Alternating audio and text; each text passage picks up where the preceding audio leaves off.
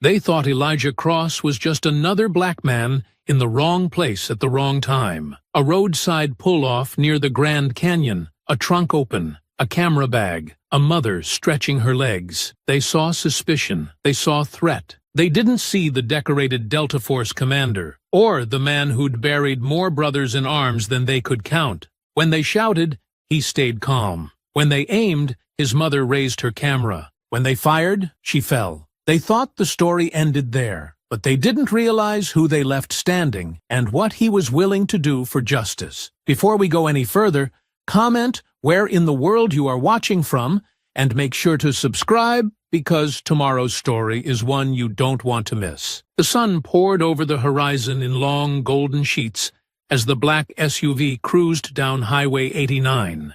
A steady hum beneath the tires, echoing the calm inside. The world stretched wide here. Nothing but desert plains, rust-colored rock formations, and endless sky. The kind of space where time felt slower, more generous, like it knew you'd come to breathe. Inside the vehicle, Elijah Cross sat behind the wheel, one hand resting casually at 12 o'clock, the other occasionally tapping against the steering wheel, in rhythm with a soft jazz tune drifting from the speakers. Beside him, in the passenger seat, his mother, Miriam Cross, tilted her head to the side, letting the breeze from the half-open window kiss her face. Her silver curls fluttered in the wind, her eyes hidden behind oversized sunglasses. A camera rested on her lap. The old kind, the one with weight and soul, not like the flat devices most people carried now. She had used it for decades. Weddings, graduations, Sunday picnics. Today, she was saving it for something else entirely. 70 deserved more than cake. "You sure you don't want to stop for pie and Flagstaff?" she asked, half teasing, half serious, her hand resting lightly over his forearm. Elijah smirked. "We've had pie and Flagstaff, remember? That place with the waitress who couldn't believe I was your son. She thought you were my bodyguard." Miriam chuckled softly, shaking her head. "Said you looked too serious to be related." "I was serious." She was about to forget your change. She laughed again, warm and full. Elijah glanced at her. Really looked. She was aging, but gracefully, like the long-limbed trees they'd passed back in Sedona, dignified in her presence and light in her spirit. This trip had been her idea, of course. A birthday wish whispered over breakfast months ago. "I want to see the earth open up at the edge. I want to stand somewhere that makes me feel small in a good way." Now, just a few miles from the Grand Canyon's quieter east rim, they were almost there. The road narrowed slightly as they turned onto a pull-off near Desert View Point, one of the lesser-known spots. Elijah preferred it that way. Less noise, more sky. The SUV rolled into a gravel patch, and he shifted into park. He stepped out and stretched, his lean frame unfolding in the sunlight. Fitted gray t-shirt, cargo pants, clean cut, every movement precise, controlled. Years of muscle memory that never left him, no matter how far from command he tried to live. Miriam stepped out more slowly, groaning a little as her joints adjusted. Elijah immediately came around to offer his arm, but she waved him off with a grin. "I've got it, soldier." Let an old woman feel the ground under her feet. He nodded, watching her with quiet care as she raised the camera and began snapping shots. The horizon, the vast canyon lip in the distance, even the small scrub brush at her feet. She had a way of seeing things others didn't. Elijah walked to the rear of the SUV and opened the trunk. Reaching for her backpack, he noticed a shadow move along the edge of the ridge. His eyes shifted subtly. There, up by the main trail, a white park ranger stood beside his patrol truck, one hand on his belt, the other loosely holding a radio mic. He wasn't looking at the view. He was looking at them. Not glaring, not smiling either. Just watching. Elijah kept his posture casual. He grabbed the bag, closed the trunk gently, and walked back toward his mother. "Everything okay?" Miriam asked, lowering the camera. He gave a small nod. "Just a ranger up on the trail." She followed his gaze. "Maybe he's enjoying the view." Maybe. There was a shift in the air then, small but distinct. A low rumble in the distance signaled another vehicle approaching, tires crunching on gravel. Elijah turned his head just enough to glimpse a tan state trooper cruiser slowing near the entrance. It didn't pull in. It waited. Engine running. Miriam noticed it too. Her voice dropped just a hair. "You feel that?" He nodded once. "Yeah." A pause. The breeze rustled the nearby sagebrush. "Let's not stay too long," she said gently. "Got more miles to go." Elijah offered a faint smile and looked up at the sky. The sun was still generous, but the day had taken a breath and held it just for a moment. Elijah Cross stood by the open trunk, carefully adjusting the camera bag's strap, when the distant snap of radio static broke the quiet rhythm of the canyon wind. The sound was faint and easily dismissed by most, just another background hum beneath the sky. But to Elijah, it struck like a flicker in a room full of calm. His instincts, sharpened by years of disciplined service, didn't just hear the tone. They registered the clipped urgency buried inside it. He didn't need to turn around. He already knew. The ranger was reporting him, up on the ridge, still leaning beside his patrol truck with one hand resting over his belt. Ranger Todd Ellison kept his eyes trained on the pair below. He said nothing to them, made no move to engage, and gave no gesture of reassurance. He simply observed with a narrowed gaze, posture rigid, in a way that didn't belong in a peaceful overlook where an older woman and her son had merely pulled over to stretch their legs. But Ellison's mind had already decided what it was seeing. A black man rummaging through the back of a vehicle that, in his eyes, looked too new, too spotless, and too expensive to belong to him. To Ellison, the presence of a black man in this setting required suspicion, not understanding. "Dispatch," Ellison muttered quietly into his radio, the words slipping out with restrained certainty. "I've got a suspicious subject at Desert View Pull-Off, possible 1062, looks like he's trying to break into a vehicle. Male, black, mid-40s, military cut, dark shirt and cargo pants. Standing at the rear of a black SUV, requesting local unit support, just in case." The reply crackled back in acknowledgement, and that was all he needed. He stayed where he was, still and silent, watching from above. Down below, Elijah lifted his head as the last word hit the air, catching his mother's glance as she turned away from the canyon's edge. Her expression had softened from the joy of the view, but now carried something else, something quiet, alert, and all too familiar. It wasn't panic, it was recognition, the kind that came from a life of learning to sense trouble before it introduced itself. "Elijah," Miriam called gently, her voice measured and unshaken. "Did you get the extra lens?" He held up the bag, giving her a nod. "Got it." She began walking back toward him across the gravel lot, her smile still present but fading slightly, her posture more purposeful than it had been moments ago. A low mechanical growl rode the breeze, the sound of tires chewing into gravel with controlled slowness. Elijah turned his head in time to see the white state trooper cruiser rolling in just beyond the entrance to the overlook. Behind it, a sheriff's SUV followed closely. The doors didn't open right away. Instead, the three men inside waited, surveying, assembling whatever scenario had been described over the radio. Then, almost in perfect rhythm, all three stepped out and moved with synchronized purpose. No words, no introductions, no hesitation. It wasn't the behavior of peacekeepers responding to a misunderstanding. It was the choreography of men preparing for confrontation. The state trooper in front walked with squared shoulders and heavy steps, mirrored sunglasses concealing his gaze, while his mouth remained tight and unsmiling. His name tag read Latimer. Behind him, a thinner, younger man with uncertain eyes and a tense jaw lingered near the SUV's edge. He was clearly less confident, his glance flickering between Elijah and the horizon, as if waiting for someone to tell him what to believe. His name was Cody Moss. Bringing up the rear was a larger man, stockier and older, with a face already hardened by conclusions. His arms hung stiffly at his sides, and his boots bit into the gravel with every step. His badge read Ray Klein. Elijah remained where he was, his hands visible, his posture still. He didn't need to move. He had already understood what was coming. And yet, as always, he was prepared to offer the benefit of the doubt. "Afternoon," Latimer said, not as greeting, but announcement. "We received a report about a suspicious subject near a vehicle.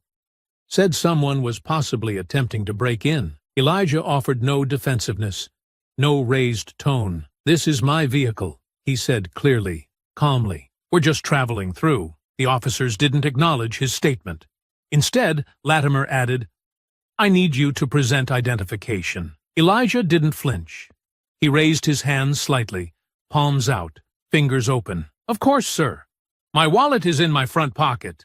I'm going to reach for it slowly." Before he could finish, Klein took a hard step forward, his voice already aggressive. "Not yet. Keep your hands right there." Miriam arrived at Elijah's side and instinctively positioned herself beside him, her hand brushing lightly against his elbow. Not out of fear, but out of reassurance. Her expression was still composed, but the calm was wearing thin. "Officers," she said with warmth wrapped in steel, "this is my son, Elijah Cross. We're on a birthday trip. That's our vehicle. You can verify the plate, the registration, and everything else. He's done nothing wrong." Latimer didn't turn to her. His gaze stayed on Elijah. "You have a problem with us doing our job, ma'am?" "I have a problem with assumptions," she replied. "You arrived with 3 units for a man taking something out of his own trunk. Doesn't feel like protocol. Feels like profiling." Moss shifted uneasily, glancing into the passenger side window. "Can we get registration and insurance, please?" "It's in the glove box," Elijah answered. "I'd prefer my mother get it." "No sudden moves," Klein said, his voice low but sharp. "We'll treat this like a felony stop if we have to." "You don't have to," Miriam said, walking to the passenger door with slow and visible steps. "You just don't want to admit that you overreacted." She retrieved the documents, turned, and handed them over. Moss took them, quickly skimming the information, while Latimer and Klein remained motionless. "They check out," Moss muttered under his breath. Klein's response was a grunt. "Paperwork don't mean the car ain't stolen. He could have found it. You'd be amazed what these guys pull off." "These guys?" Elijah asked, eyes locked on him now. Klein chewed slowly. "You heard me." Miriam stepped in again, her voice now colder. "No, I don't think you understand who you're talking to." "I understand exactly what I'm seeing," Klein snapped. Latimer, still silent, finally said, "Sir, for our safety, we're going to ask you to kneel." "I won't do that," Elijah said, voice like a wire stretched tight. "I haven't committed a crime, and I won't be humiliated for your comfort." "You refuse a lawful order," Latimer said. "That makes this a use-of-force situation." "No," Miriam interjected, her voice ringing clear against the heavy stillness. "That makes it a power play." The canyon wind pressed around them, brushing past rocks and sage like a whispered warning, the kind that never came loud, but still managed to rattle something beneath the skin. The silence that followed her words held longer than any of them expected, stretching over the gravel lot like a veil. Nothing moved, not the breeze, not the men, not even the sun, which seemed suspended in its slow descent. It was the kind of stillness that always came just before something broke. Elijah stood tall, unflinching, his expression unreadable. There was no threat in his body, no tension in his hands, but his refusal had struck something deeper than protocol. It had pierced something they didn't know how to name. A refusal not of command, but of submission. Klein's eyes twitched. Latimer's hand hovered lower on his holster. And then Miriam stepped forward, slowly but without hesitation, her camera hanging from one hand, the strap tangled around her fingers from where she'd looped it earlier in distraction. Her voice remained calm, almost maternal, as she raised her free hand and placed herself directly between her son and the officers. "Listen to me," she said. "This doesn't need to go any further. You have the paperwork. You have the names. You have nothing left to fear except being wrong." And that's not something you shoot over. Klein's mouth curled. Ma'am, step back. Now. I'm not going to let you treat him like an animal because you feel threatened by the fact that he's standing, she said. You don't get to make fear a weapon. As she stepped again toward Elijah, the camera, still swinging from her hand, caught the light, its metallic body glinting just briefly in the sun. The shape of it, the angle, the motion, it was enough. He's got a weapon, shouted, his voice breaking on the last word. No! Elijah's voice cracked like thunder, arms spreading in a protective arc. But it was too late. The gunshots came like hammer strikes, two sharp, concussive bursts that echoed through the canyon and scattered the birds from the cliffs above. The silence that followed was heavier than the shots themselves, unbearable in its finality. Miriam's body jolted back as the impact twisted her sideways, her knees buckling before she ever hit the ground. Her camera spun from her grasp and crashed against the rocks beside her. Elijah lunged forward, catching her just as she fell, her weight crumpling into his arms, her blood soaking through the fabric of his shirt like ink spilling through paper. He held her close, his knees hitting the ground with a dull thud, and for a moment there was nothing but the rasp of his breath and the stunned disbelief in his eyes. Her chest no longer rose, her lips no longer formed words. Her warmth, so constant, so grounding, was already fading into the dust. Then came the barking. Get on the ground! Hands behind your head! Now! Elijah didn't move, still clutching her, his body hunched around hers like a human shield long after the threat had passed. I said now! Klein screamed, his weapon still raised, his face blotched with fear and fury. It wasn't until a boot crashed into Elijah's ribs that his grip loosened. They dragged him away from her, forcing his arms behind his back with so much pressure that his shoulders popped as he was pinned to the gravel, his face scraping against the rocks, the blood on his cheek not his own. He didn't scream. He didn't beg. He didn't fight. But his eyes, locked on her still body just feet away, didn't blink. They zip-tied his wrists. They shackled his ankles.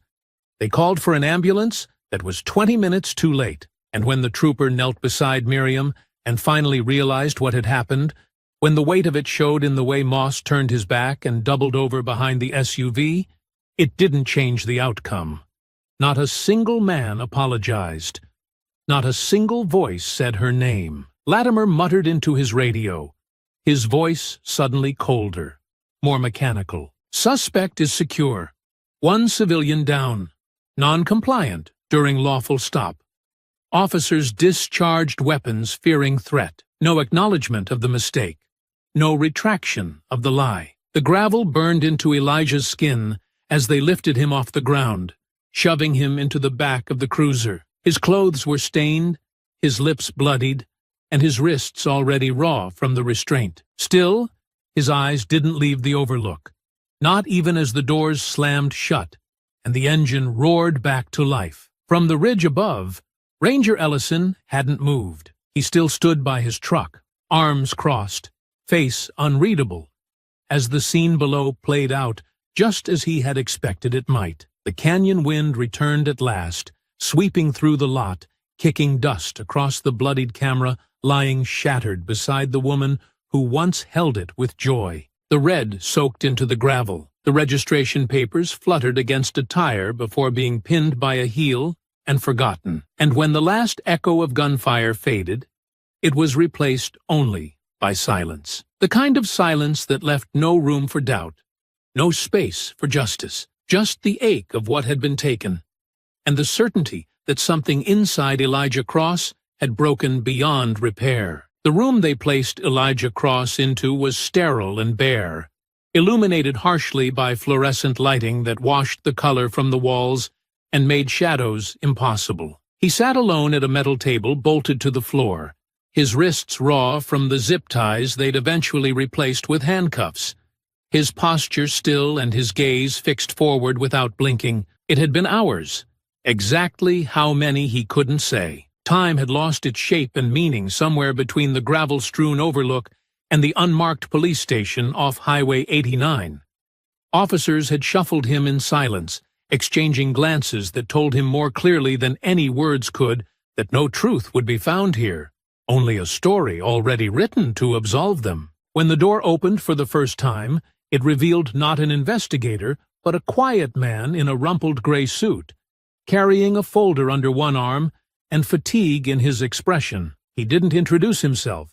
He simply sat across from Elijah, dropped the folder on the table, and studied him with a gaze that wasn't curious, just practiced. "You can start by explaining what happened," he said, without lifting his eyes from the papers inside. Elijah's voice was quiet, steady. "You already know what happened. I need it from you." He took a breath. Not deep, not dramatic, just measured. "My mother and I were on a road trip for her birthday. We stopped at Desert View Point to stretch our legs and take pictures. I was getting the camera bag out of the trunk when a park ranger radioed in a false report. Your officers arrived. They escalated without cause. My mother tried to de-escalate. She was unarmed. They shot her." The man flipped through the file as if Elijah hadn't spoken, making small notations in the margins before closing it again and standing. "We'll be back." He wasn't. Not that day. Elijah remained in that room as the hours folded into each other. They brought him water without a word. A sandwich wrapped in plastic he didn't touch. No one asked questions. No one gave updates.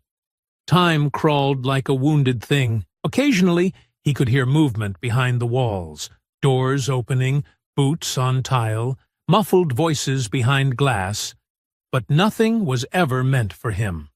By the time the first day passed, they moved him to a holding cell. No charges filed, no formal arrest record logged. Just a digital trace of his name in a file marked "Pending Review." The cot was thin and uneven.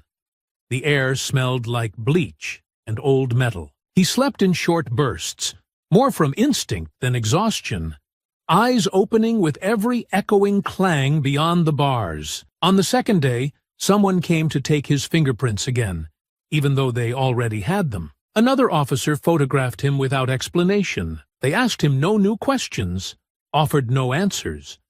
There was no indication that any action was being taken, no mention of his mother's name, no reference to the incident. The silence wasn't negligence, it was deliberate.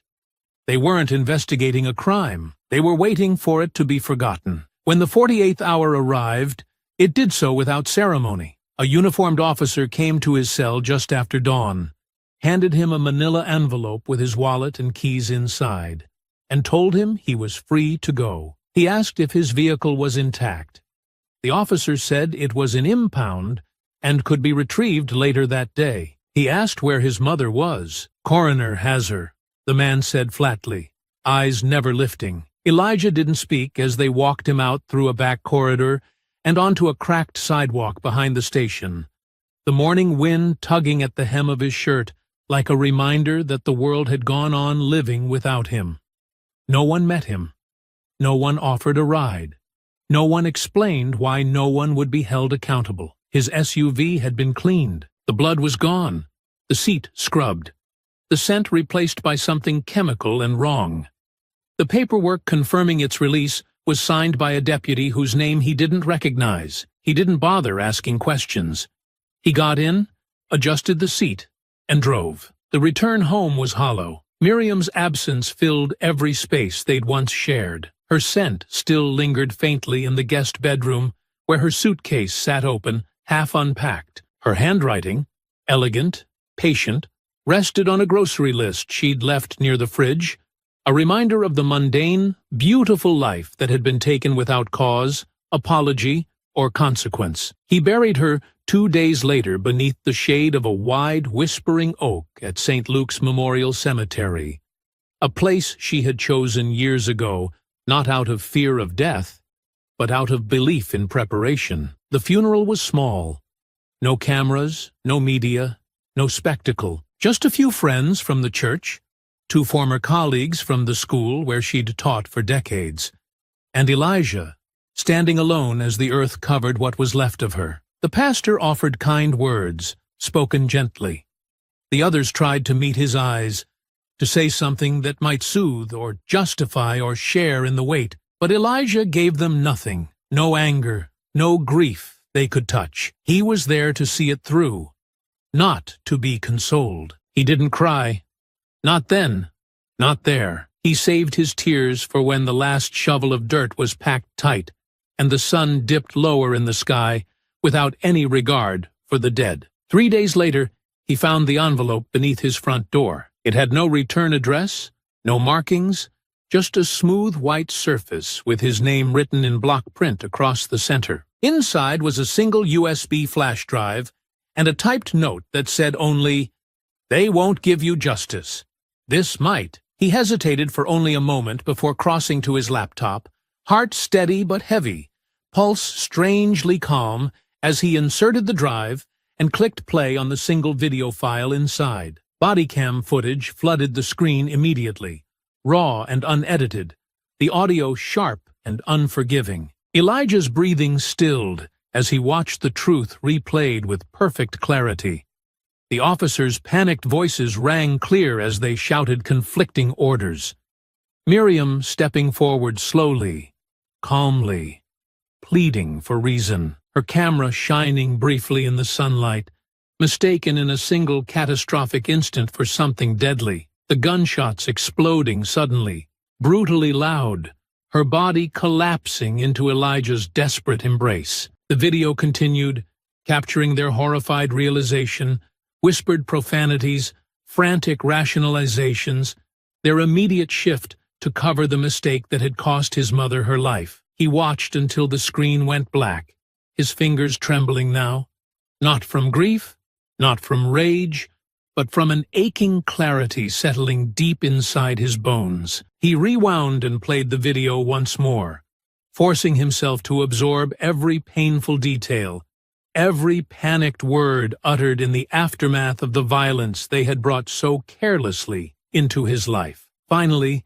Elijah closed the laptop and sat back, his mind already shifting, trained, disciplined, methodical. A quiet resolve filled the silence around him, and in the solitude of his home, beneath the shadows of what had been taken, he understood clearly what needed to be done. Justice would not come from courts or investigations, not from apologies or promises of reform. Justice, in this case, would only come from him, and he would deliver it swiftly, silently, and with the precision that had defined his entire life. And then Elijah Cross vanished into the night, knowing exactly how this would end, and who would pay the price for Miriam's life. The desert sky hung low and heavy, brushed with muted shades of twilight, as Elijah Cross stood silently at the edge of the overlook, where Miriam had drawn her last breath. The canyon stretched endlessly beneath him,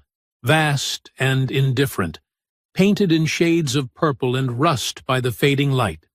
The quiet wind whispering gently through sagebrush and dry grass, as though the world itself wished to apologize for what had happened here. But Elijah felt no comfort from the beauty of the place, only a deep, aching emptiness that settled in his chest, sharpening the edges of a grief too raw to express, yet too deep to escape. He'd returned to the canyon only once, to ensure nothing had been left behind.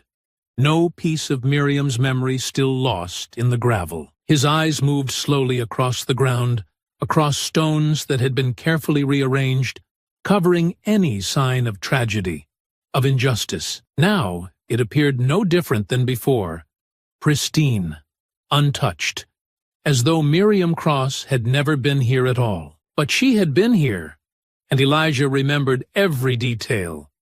The warmth of her laughter just moments before the violence, the grace in her voice as she'd tried to diffuse the officer's misplaced fear, and finally, the way her camera had twisted in her hand as bullets pierced through silence and flesh alike. He closed his eyes briefly, allowing himself one last moment of mourning before sealing that pain into a place within himself that would fuel what came next. When he opened them again, Elijah turned sharply away from the overlook, climbing into the waiting SUV. He drove back toward his home one final time, knowing he would never return again.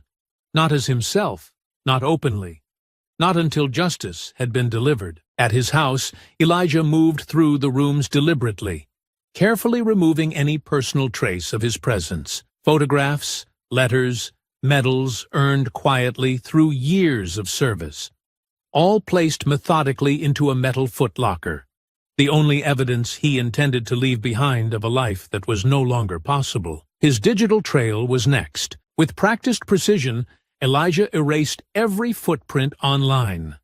Banking records, email accounts, social media, even his veterans' benefits, leaving only empty accounts and vanished records. By morning, Elijah Cross had ceased to exist, his identity reduced to nothing more than ghostly echoes buried deep within databases soon to be forgotten. 2 days after disappearing, Elijah rented a small remote cabin deep in the hills near Flagstaff, far removed from prying eyes and questions he was no longer willing to answer. The cabin was sparse, barely furnished, chosen precisely because it offered no comfort or distraction. It became a new kind of command center, a base of operations designed solely for the preparation of a mission that demanded his entire being, every fiber of skill and patience he possessed. Here, Elijah resumed the relentless training that had defined his military service, intense physical regimens that hardened muscle and sharpened reflexes, meticulous exercises to perfect coordination and stealth. Early each morning, he rose with the dawn, running through rugged terrain, climbing rocky ledges until his fingertips cracked and bled, pushing his body to exhaustion before methodically repeating it again the next day. His evenings were spent carefully cleaning and inspecting weapons he never intended to fire, because he knew his mission required precision far more intimate and personal than bullets allowed. Yet, even as he prepared himself physically, Elijah knew the true battle lay within his mind and the meticulous information he needed to gather. Each night, beneath the stark glow of a single hanging bulb, Elijah reviewed again the video that had anonymously appeared at his doorstep, the raw, unedited body cam footage that laid bare every panicked word, every desperate attempt by the officers to mask their mistake. This video had not come from a concerned civilian, nor from a sympathetic lawyer. It bore the marks of an insider, someone deep within law enforcement who had access and who wanted him to see the unfiltered truth. Someone inside the machine still believed justice mattered. Elijah had played the footage hundreds of times, absorbing every detail, every gesture, every expression of panic and guilt etched clearly across the faces of the officers responsible. He memorized their names, Latimer, Klein, Moss, and he learned their habits, their schedules, the rhythm of their daily lives. His mission was no impulsive reaction. It was careful, calculated, coldly precise. It was justice distilled to its most essential form. Late one evening, as he meticulously planned, Elijah's attention caught on something small but distinct within the video footage. A brief moment near the end where another officer, clearly uncomfortable, stepped forward and quickly muted his body cam. Elijah watched closely, noting the hesitation in this man's movement, the brief flash of regret in his eyes, and understood instantly why this footage had found its way to him. Someone within their ranks, someone who witnessed firsthand the horror, who could no longer remain silent in the face of such injustice, had chosen him to see this, had trusted him with a responsibility that the official system would never uphold. Elijah carefully isolated the man's face from the video, storing the image securely, knowing this unknown officer could prove useful later, not as an ally exactly, but as proof that even within a corrupt system, integrity could still quietly survive. His training intensified with this new clarity, each exercise becoming more focused, every movement deliberate. He sharpened his reflexes again and again, rehearsed scenarios with brutal accuracy,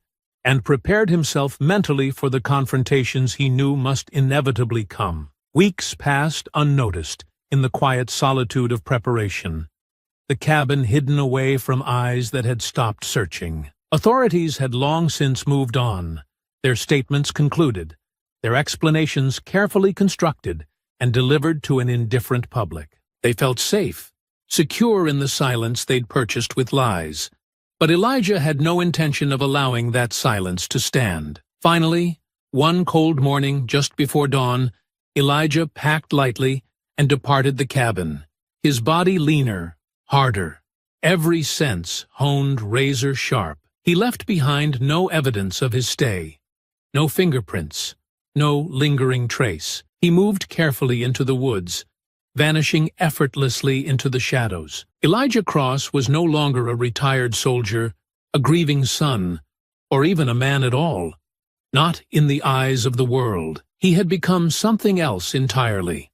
A ghost made flesh, a whisper of justice about to be delivered, silent, cold, and relentless. The pale moonlight glided silently across the cracked pavement and empty parking spaces surrounding the small ranger station just outside Grand Canyon National Park. Shadows stretched quietly in the cool darkness, broken only by a single flickering security light that struggled to illuminate the empty lot. Elijah Cross waited in those shadows, still as stone, his breathing calm and rhythmic as his eyes methodically studied every angle, every entry point, every vulnerability in the quiet building before him. His mind was clear, focused solely on the precise movements he had rehearsed for weeks. Every detail had been calculated, every risk assessed and neutralized. This was no place for error, and Elijah intended none. When the security camera rotated lazily away from the side entrance, Elijah moved swiftly and soundlessly, crossing the empty space in mere seconds. With practiced ease, he disabled the simple electronic lock on the door, the device no match for his training or determination. Once inside, he paused briefly in the dim hallway, listening intently for signs of life, but found only silence. The station, as expected, was unmanned at this hour, its small staff long since home and asleep. Moving forward in silence, Elijah carefully entered the records room at the rear of the station, quickly locating the files he needed. His gloved hands sifted smoothly through drawers, folders, and cabinets, extracting the personnel files, shift rotations, and daily reports that would reveal Ranger Todd Ellison's exact patrol routes and habits. He moved with quiet efficiency, taking pictures of key documents, ensuring nothing appeared disturbed. Within minutes, Elijah had precisely what he needed: a clear map of the Ranger's movements, times, and locations. As swiftly as he'd entered, he exited, leaving behind no evidence, no trace, only empty silence. Back at his cabin, Elijah spread the documents across the rough wooden table beneath the dim, solitary lamp. He studied each page, mapping Ellison's movements meticulously, committing each detail to memory. Ellison was predictable, routine-driven, complacent. A perfect combination for Elijah's needs. He marked the best location for the encounter. A secluded trail Ellison patrolled weekly, early in the morning. Always alone. Elijah planned carefully, every possibility considered, every movement choreographed. Nothing would be left to chance. 2 days later, beneath a quiet dawn, Ranger Todd Ellison hiked casually along his usual patrol route, boots crunching softly against dry earth and loose rock. Ellison, comfortable and unaware, paused occasionally to admire the sweeping views, completely oblivious to the careful eyes observing him patiently from within the dense brush ahead. Elijah watched quietly, motionless, his breathing steady, calm, his body poised like a tightly coiled spring. When Ellison approached the narrowest point of the trail, flanked by a steep, rocky drop-off, Elijah moved silently from cover, closing the distance in seconds. Ellison had barely registered movement before Elijah was upon him. Swift, silent, surgical. There was no time for Ellison to shout, no space for resistance. Elijah moved with practiced precision, his motions controlled, purposeful, perfectly executed. He delivered precise strikes, pressure points, nerve clusters, instantly disabling any attempt at struggle. His hands moved fluidly, controlled yet powerful, leaving no visible wounds, no evidence of an attack. Ellison staggered briefly, eyes wide with shock, comprehension dawning too late. His balance irretrievably lost. Elijah held him steady for one final moment, just long enough for Ellison to meet his gaze, understanding finally what had happened and why. Elijah's eyes offered no satisfaction, no anger, only an unspoken truth, cold and absolute. And then Elijah released him gently, stepping back silently as Ellison slipped quietly over the edge, his descent swift and inevitable, disappearing soundlessly below the rocky ledge. The echo of Ellison's body striking rocks below was muffled and distant, blending seamlessly with the quiet whispers of the canyon winds. Elijah stood at the edge for a moment, listening carefully to the quiet returned, the canyon unchanged, indifferent to justice or tragedy alike. Then, without haste or urgency, he erased the subtle signs of struggle. Dust shifted, footprints carefully brushed away. When he stepped back into the shadows, it was as if nothing had ever occurred. The trail returned to its pristine emptiness, untouched, silent again beneath the warming sun. The news report appeared quietly 2 days later. A small story buried in local coverage, easily overlooked by most. The headline read simply, "Local Ranger Dies in Freak Accident," followed by a brief account of Ellison's tragic fall during a routine morning patrol. Authorities noted no suspicious circumstances, offered no further investigation, quickly closing the case with quiet resignation. Elijah studied the article silently, felt nothing, not regret, not triumph, only the clear certainty of a step completed, justice begun. He methodically packed away the stolen records, carefully removing all traces of Ellison from his temporary headquarters. Every piece of evidence was destroyed, every memory meticulously erased, the mission complete and perfect in its execution. Elijah knew this was only the first act of his campaign. Carefully planned, patiently executed justice that the law would never deliver. There were still others whose actions had cost Miriam her life, and Elijah would find each one in turn, silent and precise, until the truth and consequences could no longer be ignored. He pulled out the body cam footage again, studying the officers' faces carefully, noting each name, memorizing schedules, habits, routines. Deputy Ray Klein, Deputy Cody Moss, and Trooper Brent Latimer.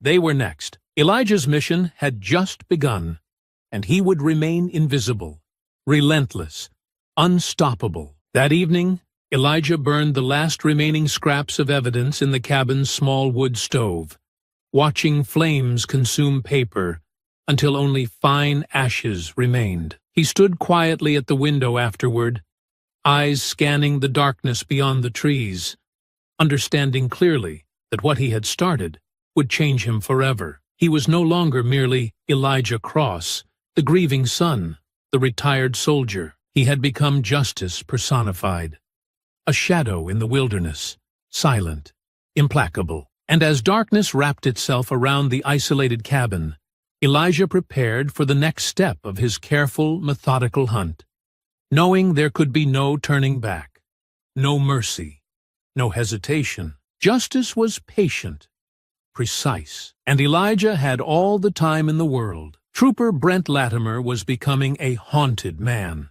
Sleep no longer brought rest, but instead replayed endlessly the scene at Desert View Point. The panicked shouting, Miriam Cross stepping forward calmly, her camera glinting in the sunlight, and the deafening echo of gunshots that still reverberated in his mind. In those sleepless nights, the shadows that crept along his bedroom walls seemed to whisper accusations, and every small noise outside his window set his heart racing with fear. The official reports had absolved him and his fellow officers of wrongdoing, neatly labeling the shooting as an unfortunate misunderstanding. But Brent knew better. He carried that knowledge silently, the weight growing heavier with each passing day. Each morning, he found himself glancing nervously around, certain he was being watched, hunted by a ghost whose quiet rage had surely survived beyond that terrible day. On a gray Wednesday morning, as Brent moved sluggishly toward his kitchen, he noticed a package sitting ominously on his doorstep. No return address, no labels, just plain brown wrapping that felt oddly sinister in its simplicity. He stood frozen for several moments, his instincts screaming that something dangerous lay waiting inside. But he couldn't leave it unopened, couldn't endure another minute of uncertainty. With trembling fingers, he tore away the wrapping, his heart nearly stopping as he saw what lay beneath. Miriam Cross's camera rested silently on a bed of tissue paper, its lens cracked from impact, the strap still twisted in the familiar shape that haunted his memories. Brent recoiled, as if it had burned him, stumbling backward until he crashed into the table behind him, knocking over a coffee mug that shattered across the floor. This was no random threat. It was a message, a promise. Elijah Cross had not disappeared into oblivion. He was alive, aware, and coming for him. The paranoia that had previously crept around the edges of Brent's life now consumed it completely. He became withdrawn, obsessive, unable to trust even his closest colleagues, afraid to sleep or step outside unarmed. Every shadow became a hiding place, every quiet sound evidence of an intruder. Eventually, desperation drove him to make a foolish, final mistake.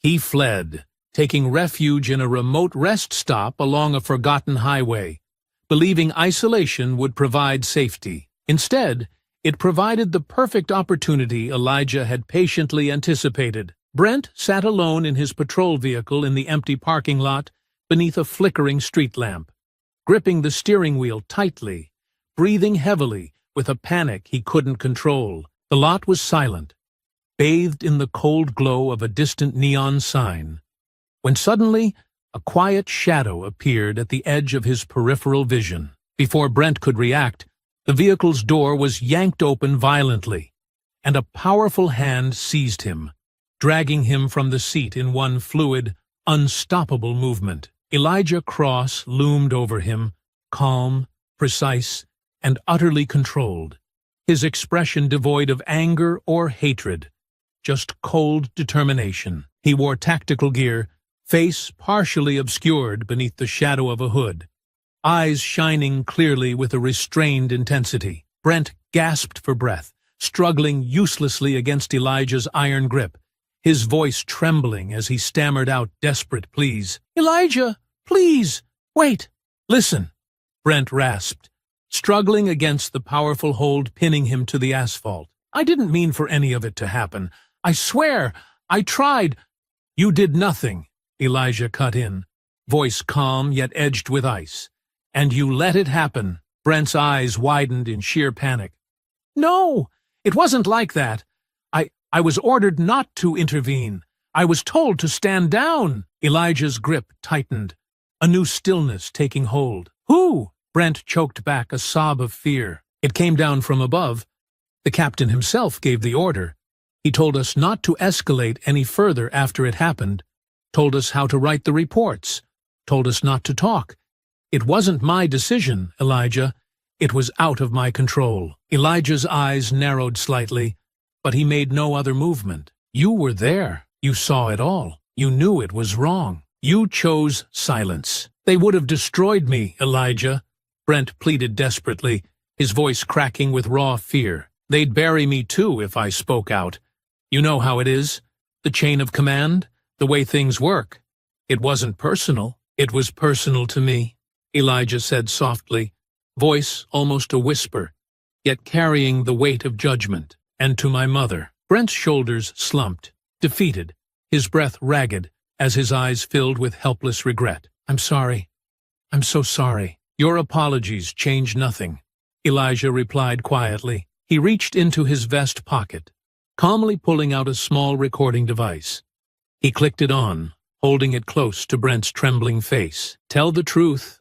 All of it. Tell me about the order." Brent's voice trembled, but he complied, spilling every detail into the recorder. The exact instructions, the captain's careful manipulation, the explicit threats of consequences if anyone spoke openly about what had truly happened. Every word spilled out rapidly, a flood of long-held guilt finally released under pressure. When Brent had finished, Elijah switched off the device and slipped it back into his pocket. Without another word, he swiftly bound Brent's wrists and ankles with thick zip ties, leaving him lying on the cold pavement, breathing heavily, his face pressed against asphalt. "Please," Brent whispered desperately. "Don't leave me like this." Elijah paused, eyes steady on Brent's frightened face. "My mother deserved more mercy than she got. You will live with the knowledge that someone else paid for your silence. That's more mercy than you gave her." Then Elijah moved quickly, delivering a precise, clinical strike that rendered Brent unconscious instantly, his body falling limp against the pavement. Elijah stood slowly, casting one final glance down at the unconscious trooper before turning and vanishing again into the darkness as seamlessly as he'd appeared. Hours later, authorities found Brent bound, injured, and unconscious, offering no explanation, no evidence, no suspect. All Brent had were whispers of a shadow, one he now knew would never leave him in peace. Elijah Cross was out there still, precise and patient, and he was far from finished. In silence and darkness, Elijah moved on, his mission undeterred, knowing exactly who would be next. Deputy Ray Klein. Deputy Ray Klein had chosen isolation, not as a retreat, but as a fortress, hidden deep in the mountains, surrounded by dense pine forests and reachable only by a narrow dirt road.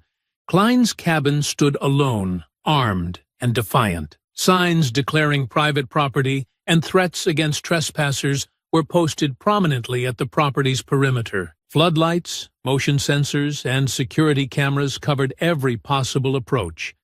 And Klein himself kept an arsenal inside, rifles, shotguns, handguns, all meticulously maintained, all loaded, all waiting silently for the confrontation he'd begun to anticipate with increasing dread. The news of Latimer's violent confrontation had spread quickly. Quiet whispers in the station hallways confirming what Klein had already feared. Elijah Cross was alive, methodical, and exacting justice on his own terms. Klein had fled shortly after, abandoning the pretense of normal life, retreating into defensive isolation as he prepared for war against a ghost he could neither avoid nor outsmart. Paranoia had long since settled into his bones, a companion as persistent and draining as fear itself, keeping him restless, vigilant, forever looking into shadows and listening for the slightest sound. But Elijah had always been patient, tactical, relentless, qualities that now served him perfectly. He had studied Klein's movements carefully, aware of the deputy's skill, aware he would offer the fiercest resistance of them all. Yet Elijah was equally certain this confrontation would end only one way. Days earlier, Elijah had quietly arrived at the perimeter of Klein's secluded property, unseen and undetected. He observed carefully, noting the layout, the routines, every nuance of Klein's defenses. Elijah moved silently under cover of darkness, avoiding sensors, disabling cameras one by one, cutting power to floodlights, leaving subtle but calculated vulnerabilities in Klein's carefully fortified defenses. He set traps of his own, simple, efficient snares and tripwires designed not to kill, but to incapacitate, to shift advantage permanently in Elijah's favor. Late in the evening, beneath a heavy sky obscured by thick clouds that turned the night nearly pitch black, Elijah made his careful advance toward the cabin. He moved with trained precision, weaving silently through the darkened woods, his breathing steady, every step deliberate. every sense acutely tuned to the slightest sound or movement around him. As he neared the cabin, the pale flicker of a lantern inside revealed Klein's silhouette, pacing restlessly across the wooden floor, weapon in hand, clearly agitated, prepared. Elijah slipped silently beneath one window, holding his breath, listening carefully for a break in Klein's relentless movement. A faint creak alerted him. Klein had stepped toward the front door, wary but determined, likely sensing instinctively that danger was near. Elijah pressed silently against the cabin wall, waiting patiently for the precise moment he'd prepared for. The cabin door swung open abruptly, its hinges creaking harshly as Klein stepped out onto the porch, shotgun raised, eyes darting across the shadowy terrain. Elijah remained utterly still, mere feet away, his heart slow, calm, methodical. Seconds stretched into silence, neither man moving, both listening intensely for the other's slightest breath. Suddenly, Elijah lunged upward from the shadows, seizing the shotgun barrel with blinding speed, wrenching it brutally from Klein's grasp before the deputy could fire. Klein reacted instantly, snarling fiercely, driving an elbow sharply into Elijah's jaw, knocking him back momentarily, blood filling Elijah's mouth from the unexpected strike. The fight exploded violently onto the porch, brutal and unrestrained. Klein tackled Elijah heavily against the cabin railing, wood cracking sharply beneath the impact, sending both men tumbling roughly onto the dirt below. They grappled furiously, fists landing viciously, elbows striking flesh and bone, neither giving ground. Elijah struck Klein repeatedly, methodically, targeting ribs, joints, anything vulnerable. Klein responded savagely, fists driving deep, desperately clawing for advantage. Klein, heavy and strong, managed to roll atop Elijah briefly, pinning him beneath massive weight. His fists rained down mercilessly, one landing brutally across Elijah's temple, sending bright spots of pain exploding behind Elijah's eyes. Elijah gritted his teeth through the blinding agony, fighting to regain position, driving a precise knee sharply into Klein's ribs, causing the deputy to grunt harshly.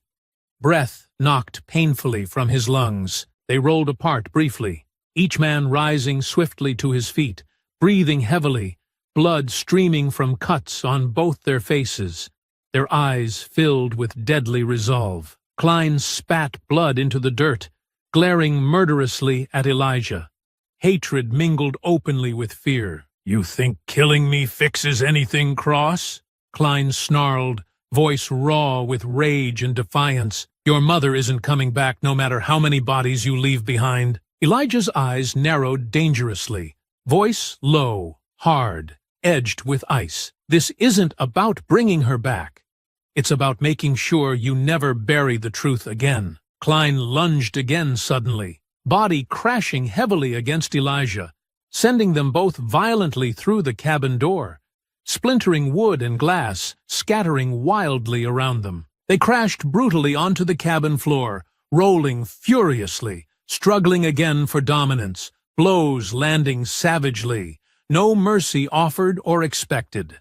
Inside the cabin, furniture shattered beneath their relentless violence, chairs splintering, a table collapsing beneath the weight of their desperate fight. Klein reached wildly for a nearby pistol, fingers closing desperately around the weapon. Elijah reacted instantly, driving his knee brutally into Klein's wrist, bones cracking audibly as the deputy screamed in pain, the gun sliding uselessly away across the floorboards. But Klein was far from finished, his eyes wild with fury, adrenaline masking any pain or fatigue. He swung violently at Elijah's head with his good hand, fingers curled like claws, seeking to gouge, to maim. Elijah blocked swiftly, countered with controlled precision, landing powerful blows to Klein's battered body, steadily wearing down the deputy's fierce resistance. Klein staggered backward, dazed and exhausted, barely able to raise his fists. Elijah advanced methodically, focused entirely on dismantling Klein's defenses. Every strike landed precisely, devastatingly effective, driving the deputy back step by brutal step until Klein collapsed, gasping raggedly, slumped against the cabin wall. Elijah loomed silently, breathing heavily but controlled, eyes locked coldly onto his defeated opponent. He stood over Klein,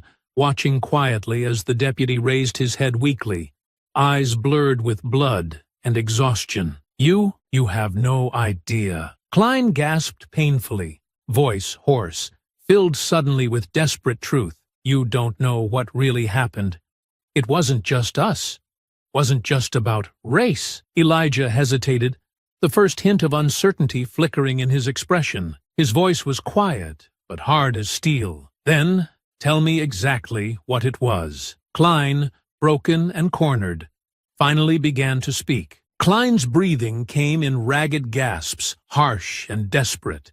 Yet his eyes were still defiant, even as his battered body slumped heavily against the cabin wall. Elijah stood over him, chest rising and falling deeply, sweat mixing with blood that trickled from a deep cut above his brow. His own ribs ached sharply from the punishing blows Klein had delivered. The brutal encounter had exacted a toll on both men, leaving them raw, exhausted, and nearing collapse.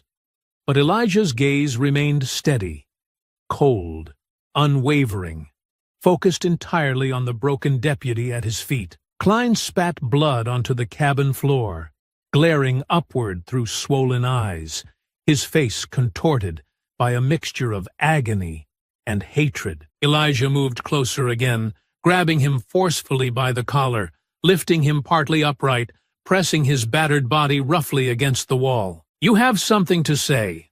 Elijah asked sharply, his voice dangerously calm despite the fierce anger that burned quietly beneath it. "Speak clearly. Tell me why she had to die." Klein groaned in pain, but his mouth twisted into a grim, bloodied smile, revealing broken teeth. "You're chasing shadows, Cross," he rasped bitterly. "You think this was about one bad stop, one scared cop? It wasn't. It's bigger, so much bigger." Elijah tightened his grip, pressing harder, forcing another groan of pain from Klein. "Explain it, now." Klein's eyes flickered with hesitation, fear creeping slowly behind the bravado. He winced deeply, each breath causing visible agony. Finally, desperation pushed him toward reluctant truth. "It wasn't random. We were ordered to make it go away. Your mother wasn't killed because she was holding a camera. She was killed because someone powerful needed her out of the way. They knew exactly who she was. They knew you'd be there too." Elijah's grip loosened slightly in shock, though he quickly recovered his composure. "Who ordered it?" he demanded harshly. "Give me a name." Klein's jaw tightened stubbornly at first, but Elijah's fist suddenly drove deep into his stomach, doubling him over in agony, robbing him temporarily of breath. Klein slumped downward, choking for air, eyes wide with renewed fear. "It came from inside," he gasped painfully, "way above our pay grade. You think we chose to cover this up? You think we had that power?" "Names," Elijah repeated coldly, voice dangerously low, fists clenched tightly once more. "Now, Captain Hargrove," Klein finally hissed, blood dripping down his chin as he spoke the name. He was the one. He made sure no questions were asked, no evidence surfaced. He paid well for silence, money, favors, whatever it took. Elijah's eyes narrowed dangerously, his expression hardening even further. "Why would Hargrove target my mother?" Klein laughed harshly, bitterly, coughing painfully. "She found something she wasn't supposed to. She was never the target, initially. But she took pictures, evidence, something the captain needed buried. She was at the wrong place, wrong time. They knew who you were, Cross. They couldn't afford you digging around. Killing her guaranteed your silence. At least, that's what they believed." Elijah's pulse quickened, a fresh wave of pain, anger, and betrayal flooding through him, his fingers trembling slightly at the depth of what Klein had revealed. Miriam Cross hadn't been a victim of mistaken identity or random panic.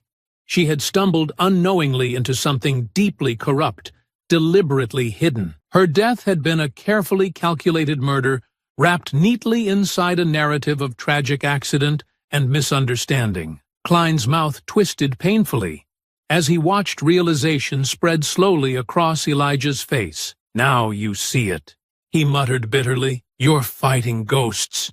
You'll never get close enough. They'll kill you long before you find the truth." Elijah shook his head slowly, anger turning icy, cold determination filling every corner of his heart. "I've faced worse."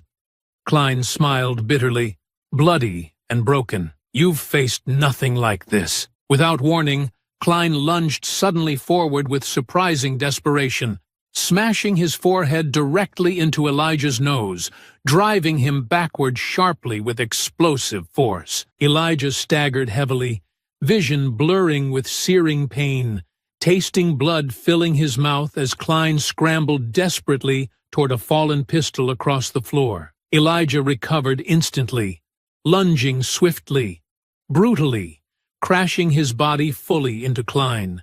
Knocking the gun away again, they grappled furiously once more, fists driving relentlessly into bruised flesh, bones cracking audibly beneath each savage blow. The room spun violently around them, furniture splintering again beneath the sheer force of their desperate struggle. Finally, Elijah landed a precise, brutal strike directly beneath Klein's chin, snapping the deputy's head back sharply, rendering him limp, unconscious, collapsing in a heap against the floorboards.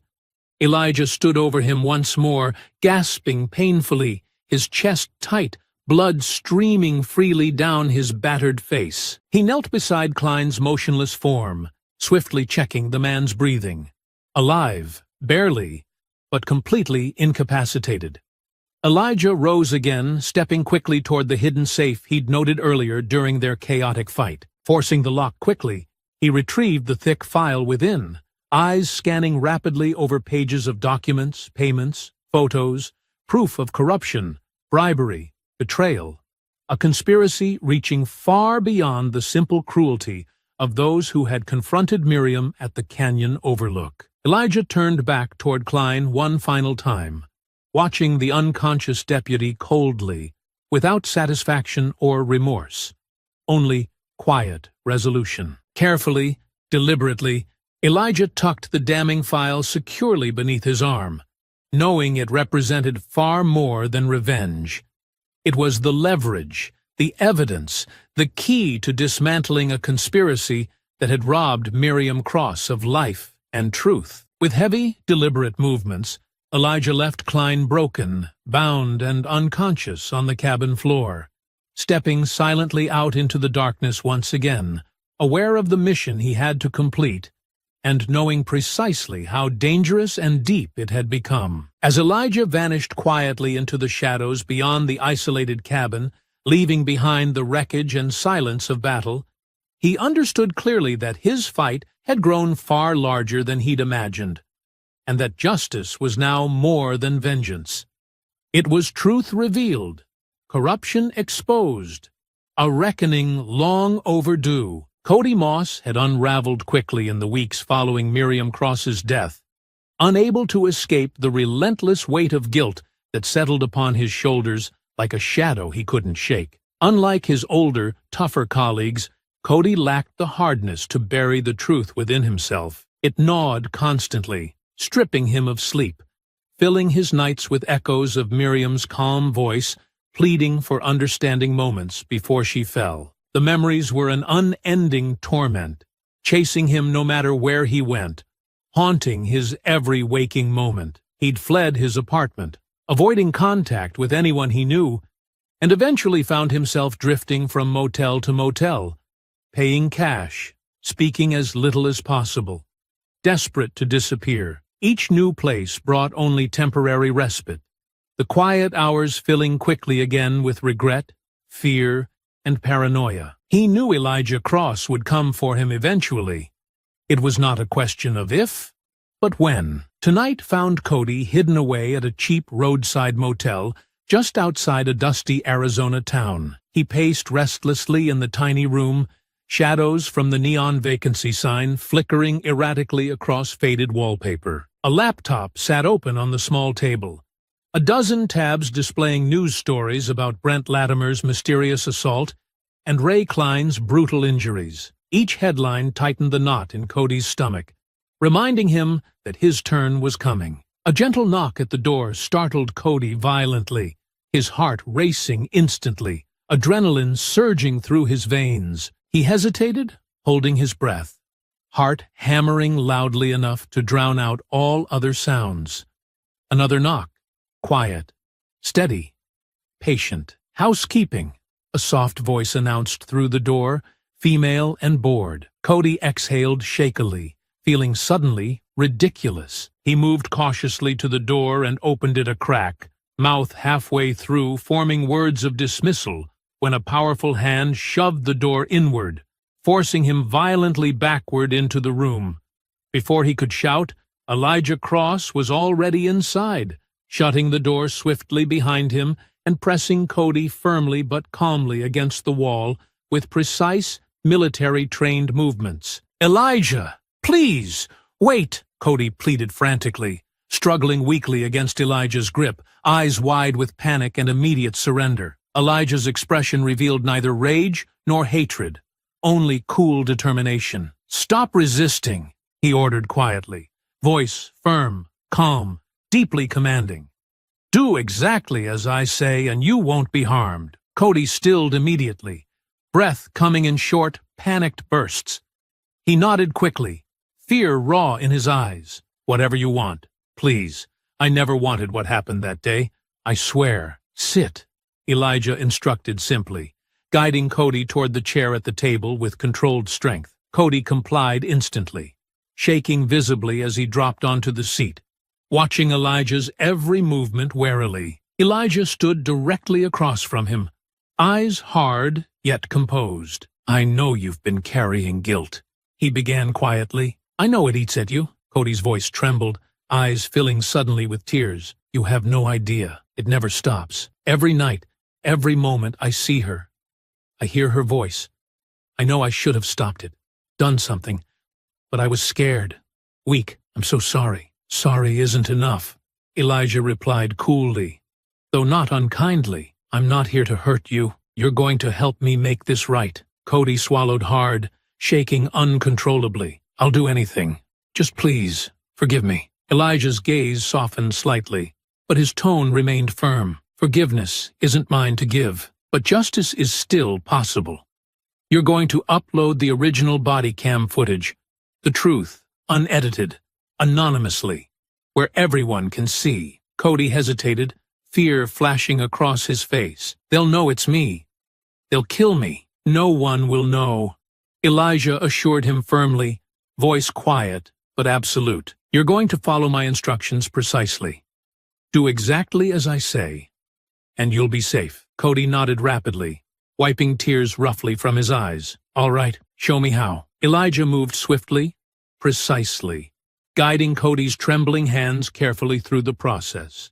The footage was soon ready on the laptop screen, raw and unfiltered, the clear, undeniable truth of Miriam Cross's final moments. Cody stared numbly at the frozen frame of Miriam standing calmly, moments before she fell, grief heavy on his features. "Send it," Elijah commanded softly, voice steady, calm. Cody exhaled shakily and obeyed, uploading the file anonymously, watching numbly as the progress bar filled slowly, inevitably. Once it completed, Elijah stepped back, satisfied. "It's done," Cody said, voice barely above a whisper, eyes downcast. "It's only the beginning," Elijah replied firmly, gathering the laptop quickly. He turned toward the door, pausing briefly before leaving. "Stay hidden, stay quiet, and remember, your silence almost buried the truth. Never let that happen again." But suddenly,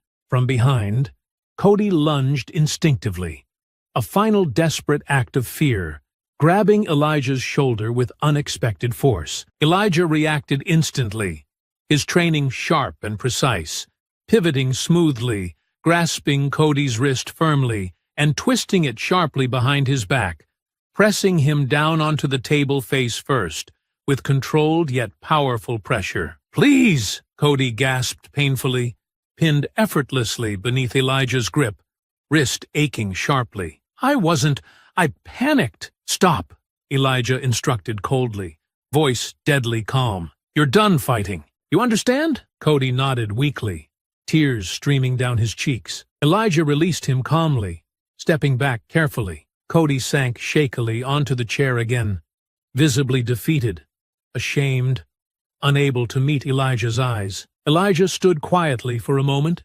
breathing steadily, controlling the sharp pain in his side from the brief struggle. Ribs bruised again, but manageable. He looked down at Cody, saw clearly the man's genuine remorse, his absolute brokenness. "You're the only one who can live with what you did," Elijah finally said quietly, without anger or bitterness. "Use it. Remember it. Change from it." Without another word, Elijah stepped silently out into the night, leaving Cody trembling alone in the empty motel room. The footage was out now, visible to the entire world. Justice had taken another step forward, truth finally escaping into the open. Outside, Elijah vanished quickly into the shadows, feeling no triumph, only determination, as he moved steadily toward the conclusion of the fight he'd begun. He knew precisely where it led now. To Captain Hargrove, the man responsible for ordering the cover-up, the man who believed himself untouchable. Elijah Cross was ready, prepared and determined, aware of the truth he carried, and knowing clearly how far he still had left to go. Nightfall in Washington, D.C. brought darkness not just to the streets and alleys, but also into the distant hills, where power and secrets hid quietly behind gates and fences, disguised as luxury and privacy. Elijah Cross arrived silently, slipping into the city unnoticed, aware of exactly how to navigate a place accustomed to concealment and subterfuge. His arrival went unrecorded, his presence invisible. He was not here as himself. He was here as a shadow, moving quietly, methodically, toward a truth he knew lay buried behind walls and deception. Captain David Hargrove's private cabin sat hidden deep in the woods an hour outside the city, at the end of a narrow, tree-lined road marked with private property signs and guarded discreetly by security cameras and sensors. A secluded refuge, remote enough for the captain's private dealings and dark secrets to remain unseen. It was a place for quiet corruption to flourish unchecked, where secrets could be stored without scrutiny, evidence hidden safely away from prying eyes. Elijah approached carefully, silently, using darkness as cover, disabling the perimeter security with precise, practiced efficiency. Within minutes, he had breached the cabin's outer defenses, slipping quietly through a side window. His gloved hands moved smoothly, precisely, searching through desks, cabinets, drawers, quickly but meticulously. He knew exactly what he sought, guided by instinct sharpened through long years of training and patient, calculated vengeance. In a concealed cabinet behind the desk, Elijah discovered several encrypted flash drives, stacks of surveillance photos,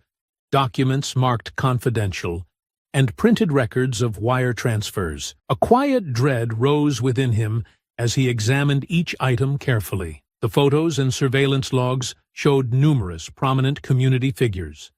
Activists, lawyers, teachers, many black, all vocal opponents of privatized policing initiatives expanding rapidly across vulnerable neighborhoods. Elijah's pulse quickened as he recognized Miriam's face clearly among them, her image circled, annotated carefully, dates and times meticulously documented. Heart pounding now, Elijah rapidly decoded the flash drives, revealing a comprehensive surveillance database containing detailed profiles, movements, and personal information of dozens of targeted individuals. Miriam Cross's file was extensive, captured images of her attending community meetings, screenshots of her social media posts criticizing increased police presence, records of conversations she'd had with local leaders opposed to the privatized policing contracts the city had quietly awarded. Miriam, a retired educator respected deeply in her community,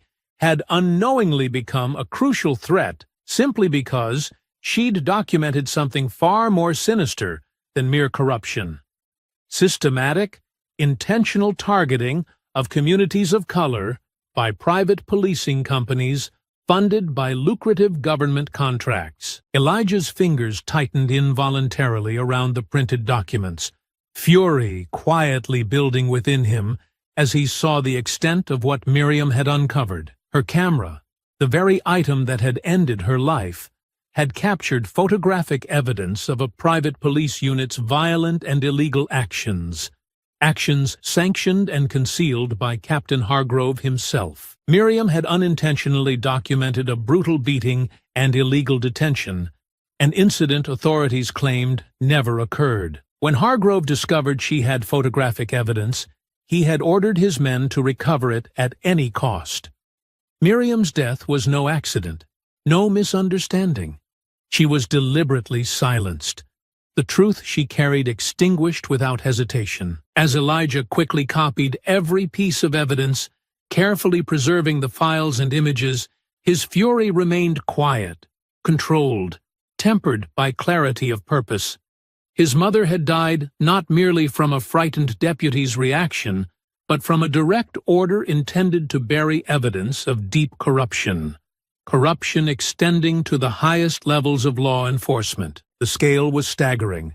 Hargrove was merely one player among many, but his signature appeared repeatedly on payments, directives, and official documents designed to shield private policing contractors from oversight and accountability. His task nearly completed, Elijah suddenly heard the distant crunch of tires on gravel. The captain had arrived unexpectedly early. Without panic or hesitation, Elijah concealed himself silently within a shadowed corner of the cabin, calmly awaiting Hargrove's entry. Hargrove stepped through the cabin door moments later, pausing briefly as though sensing something out of place. Before he could react, Elijah swiftly emerged from his concealment, moving with calculated precision, smoothly disarming Hargrove of the firearm concealed beneath his jacket. The captain stumbled backward, startled, eyes wide with immediate fear and recognition. "Cross," Hargrove stammered, raising his hands slowly, voice tense yet attempting authority. "You don't know what you're doing.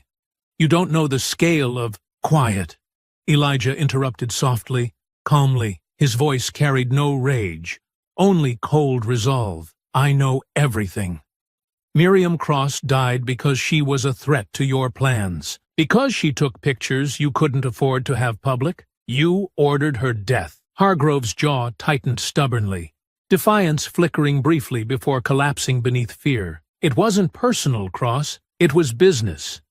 Bigger than you or me. Private policing keeps things profitable, efficient. If her evidence got out, everything would have collapsed." "My mother was killed to protect your profits," Elijah replied icily, voice dangerously quiet. "You sold communities to the highest bidder. You made peace a commodity and justice irrelevant." Hargrove stepped back slowly, panic rising visibly. "You can't stop it," he muttered shakily. "You won't survive if you expose it." "Neither will you," Elijah said simply, without anger, without hesitation. "You destroyed lives for money, but now the truth is out." Before Hargrove could speak again, Elijah moved swiftly, delivering a single decisive strike, leaving the captain unconscious on the cabin floor, breathing but incapable of pursuit. Elijah left quickly, carrying the copied evidence carefully, knowing clearly what must come next. Emerging into the night,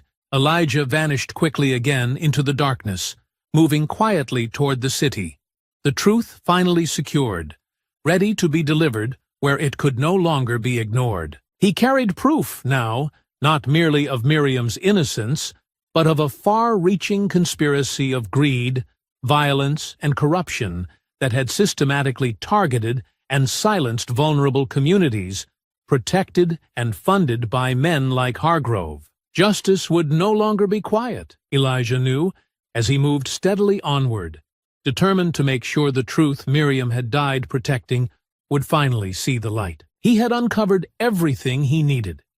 Now the entire corrupt network would answer for their actions. Elijah Cross was no longer fighting for personal vengeance alone. He carried with him a truth far greater, one powerful enough to dismantle a system built upon cruelty, corruption, and exploitation. And now, at last, justice had begun its final, undeniable march toward daylight. Morning broke over the nation's capital with deceptive calm, the soft hues of dawn masking the storm about to engulf the entire country. Elijah Cross had returned quietly, anonymous and unseen, but his presence was felt immediately. Within hours of his silent exit from Captain Hargrove's cabin, the world awoke to a storm it could no longer ignore. Anonymous uploads began appearing across news channels, social media, and investigative forums, raw and unedited footage directly revealing the truth that had been so carefully hidden. The body cam footage of Miriam Cross's shooting surged rapidly across screens everywhere, horrifying millions who watched a peaceful woman pleading calmly for reason. Her life violently ended in a blur of gunfire born from panic and prejudice. But it wasn't only Miriam's death that shocked and enraged the public. Soon afterward, another anonymous upload followed. This time, the desperate, trembling confessions of Trooper Brent Latimer and Deputy Ray Klein appeared, captured clearly in Elijah's quiet, precise recordings. Voices trembled, heavy with fear and regret, admitting to pressure from above, deliberate orders to cover up evidence, and coldly calculated attempts to silence any questions surrounding Miriam's tragic killing. News outlets seized the revelations, the footage dominating headlines, sparking nationwide outrage. Communities mobilized, protests erupting spontaneously in cities and towns across the country, demanding accountability and immediate investigations. Journalists, activists, and ordinary citizens demanded answers, calling openly for justice, not just for Miriam Cross, but for the countless others victimized by a corrupted system allowed to operate unchecked. Among those watching was Cody Moss, alone and terrified, but now driven by a new determination he had never before known. The guilt he carried had transformed slowly into a resolve to do what he'd lacked the courage for before. He watched the videos spread, watched the public react, and knew instinctively his silence had become intolerable, his complicity unforgivable. Elijah Cross had spared him, had given him a chance at redemption, and Cody knew it was finally time to repay that act, not with fear or cowardice, but with truth. Late that night, Cody, still trembling but resolute, carefully uploaded the files Elijah had quietly entrusted him with. The files containing explicit evidence exposing Captain David Hargrove's personal involvement in the private policing initiative, the direct orders he'd given to target Miriam, and the money trails connecting him to lucrative contracts aimed at policing predominantly black communities. Cody made certain everything was carefully anonymized,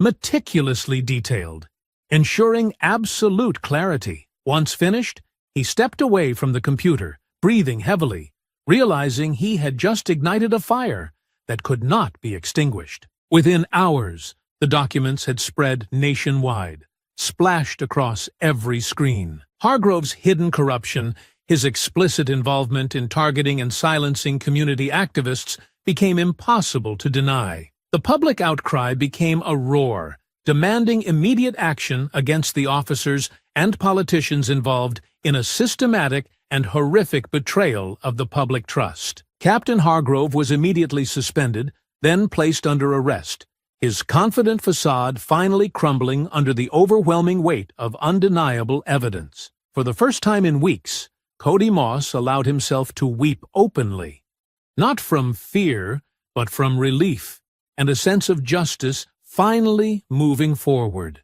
He knew clearly the danger he faced, but at last his conscience was clear. Meanwhile, Elijah Cross watched quietly from the shadows, monitoring the rapid unraveling of the conspiracy he had carefully exposed. He had not come this far for vengeance alone. Now it was something far larger. Truth itself, finally released into daylight, demanding to be heard and answered for. Elijah's role had always been silent, methodical, relentless, but now it was others who would carry the torch openly.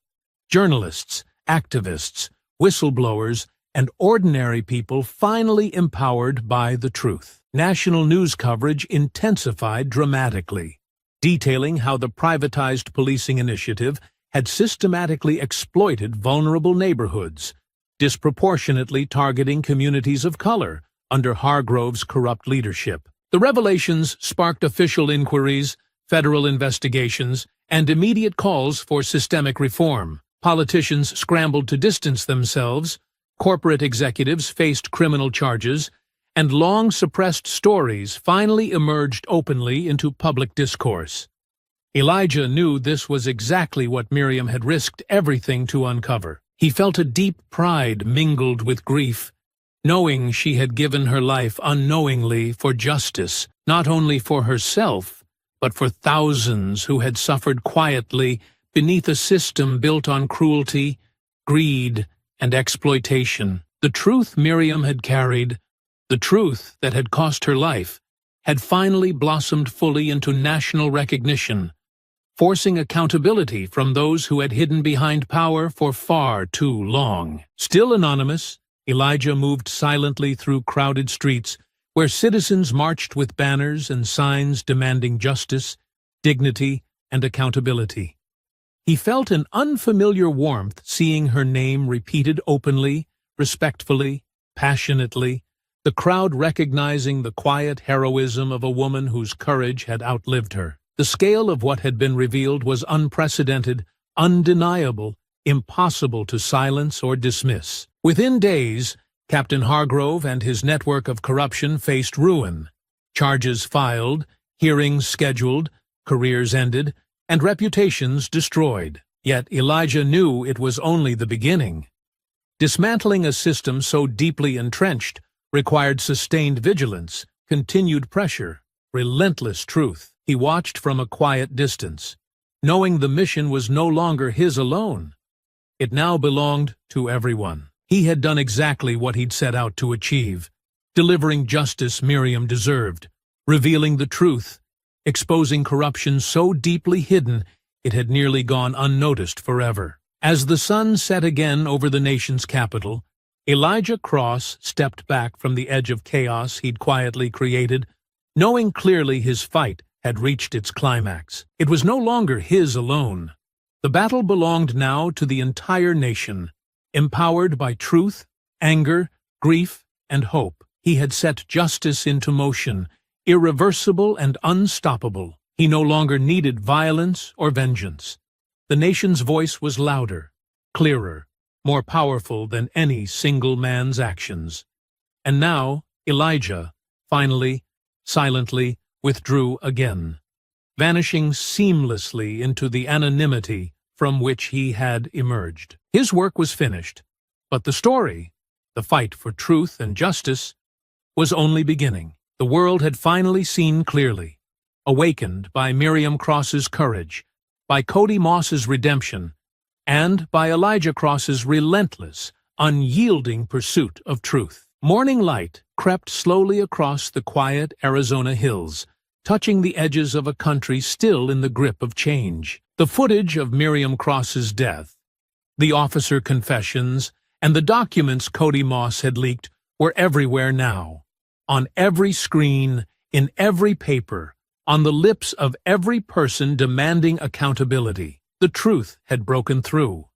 Captain David Hargrove had been arrested. His name was stripped from the department's honors, his legacy erased by the mountain of evidence uncovered in his cabin. The privatized policing contracts he'd helped build were frozen, their executives subpoenaed. Federal investigations swept across the departments involved, targeting every official who had looked the other way. Miriam's name rang out in protests across the country, not as a victim, but as a symbol. Her quiet grace, her dignity, her willingness to speak when others stayed silent, had become a rallying cry. Cody Moss stood before a Senate hearing just days later, his voice steady as he read from a brief statement. He admitted everything. The cover-up, the pressure, his failure to stop what he knew was wrong. He named Hargrove. He confirmed the orders to bury what happened. And then he stepped aside, allowing the system he once served to face itself. Brent Latimer and Ray Klein faced trial. Neither denied the footage, neither could. The courts moved swiftly, and, for once, so did the verdict. Guilty, both. Justice had finally spoken. And through it all, Elijah Cross said nothing. He didn't appear at the protests. He didn't give interviews. He didn't stand in the courtroom or sit in the back row of any hearing. He wasn't in the footage.